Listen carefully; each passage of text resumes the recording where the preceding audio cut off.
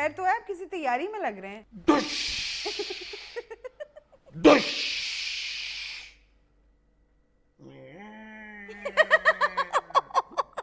ये म्याऊं करने वाला कौन सा सांप था? सब बेचारा जब फंस जाए तो बिल्ली हो जाता है। ऐसी ऐसी शीशनाक मुखबरियां तुम्हें सुनाऊंगा। हाय हाय हाय हाय हाय। देखो यार ये क्या लेके आता है सौदा। लो जनाब, जो पहली मुखबरी आपको सुनाने लगा हूं, हैरान कुन।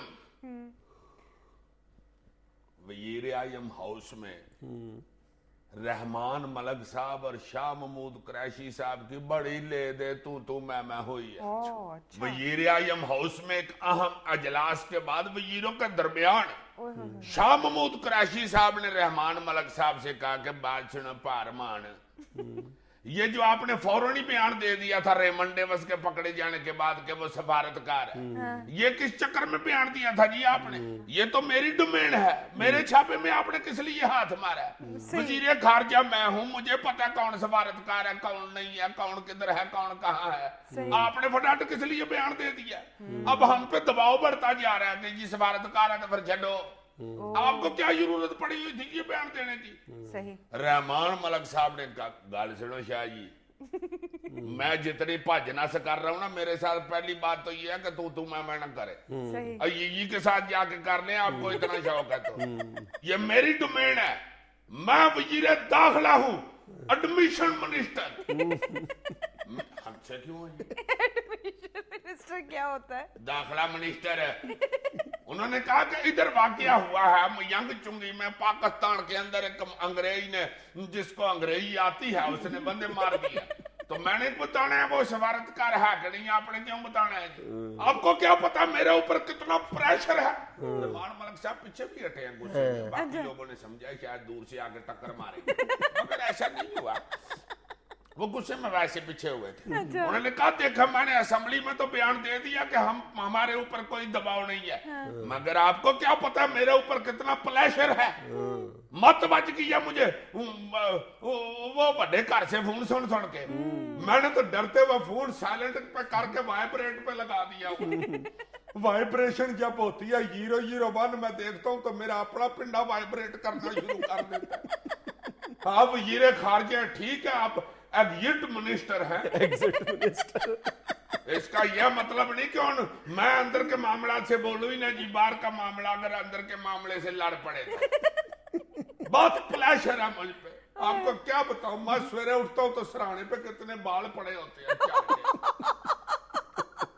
अच्छा चले अगली मुखबरी सुना दे। प्रेशर होता है ना बंदे के ये में, उस वक्त बाल चढ़ जाते हैं। अच्छा ना, अगली मुखबरी सुना दे। सुनाने लगा हूं। चलो, ये भी बहुत बड़ा नाग है। लो जनाब, मुखबरी ये है कि ये जो कबीना टूटने वाली है ना जी, इसमें सिवाय 2 लाडले और प्यारे मिनिस्टरों के बाकी चेंज होंगे। अच्छा, क्या मतलब? 2 के ऊपर यरदारी साहब की तरफ से, अच्छा, ये ना बताना किसी को, ऑर्डर आ गया कि ये जो 2 मिनिस्टर हैं इनको नहीं छेड़ना। अच्छा, रहमान मलक साहब और बाबर अवान साहब। अच्छा, हाँ, बाकी जो मिनिस्टर हैं उनकी अब दौड़े लगी हुई हैं, पता नहीं कहां से किधर से फोन आ रहे हैं, सिफारिशें आ रही हैं, टेलीफोन करवाए जा रहे हैं कि मैनू मिनिस्टर रख लेना। होता है ना कि मैनू रख ला मिनिस्टर नाल, जी करदा मैं चला तेरे नाल 2.5 साल होर सजना, ये गाना होता है ऐसा। मगर मेरी अतला ये है अपने ना कायरा साहब, उनकी मिनिस्ट्री जो है ना वो जा रही है डॉक्टर फरदौस आशिक अमान साहबा के पास। अच्छा जी जनाब। हाँ, वो बहुत देर से नजर लगाए बैठी थी। मुखबर मेरा ये बताता है कि फैसला ऊपर वाली जगह पे ये हुआ है कि यार को ऐसा तगड़ा बंदा लाओ इतलात तो नशरियात के लिए कि ये जो एनके लगा के टाइयां लगा के बैठे होते हैं ना टीवी के ऊपर हमारे खिलाफ बातें करने वाले लोग, कई जो टाई नहीं लगाते वो तो चलो अच्छे लोग बैठे होते हैं जी जी, एनक बेशक उन्होंने लगाई होती है, मगर ये जो टाइयों वाले हैं इनको पकड़ने के लिए बंदा को तगड़ा ही लगाओ। तो आप लोगों को पता है कि डॉक्टर फरदौस साहब पास तगड़ा और कौन हो सकता है? अजाई भट्ट साहब ही हैं, वो तो इधर आ नहीं सकते, पॉलिटिशियन नहीं है वो। और कायरा साहब मैंने सुना है कि जरा ये दिल लगा रहे हैं कि मुझे इंटीरियर मिनिस्ट्री दे दो। अच्छा, ये भी मेरे मुखबर ने मुझे बताया है। Very nice. मगर सुनने में ये आ रहा है कि कायरा साहब को शायद मिनिस्ट्री की जगह को फकी वाली शीशी दे देंगे, भाई जी ये नहीं बिकी, वापस ले जाए। मुखबर मेरा कहता है कि कायरा साहब को कहा जा रहा है कि भाई जी आपने अपने हलके के कामों की तरफ बड़ा ध्यान दिया, मिनिस्ट्री की तरफ घट ध्यान दिया। अच्छा, सारे पाकिस्तान के चैनल हमारे पीछे पड़े हुए हैं और आपको अपने हलके की पड़ी हुई है। उधर से जनाब जो जनाब राजा बिजली व पानी है ना, उनको भी ये कहा जा रहा है कि भाई जी आपने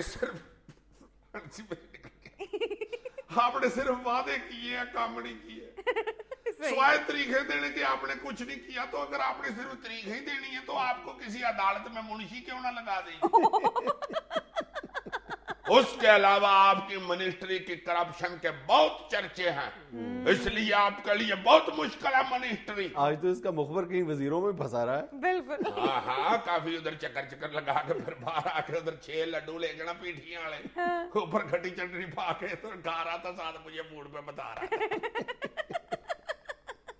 नाज़रीन, यह वक्त है कमर्शियल ब्रेक का, हमारे साथ रहिएगा। मैंने मुखबर का नाम तो नहीं ना बताया। नहीं। उससे मैंने वादा किया हुआ है कि अगर मैं बताऊंगा तो तुम मुझे गोली मार देना।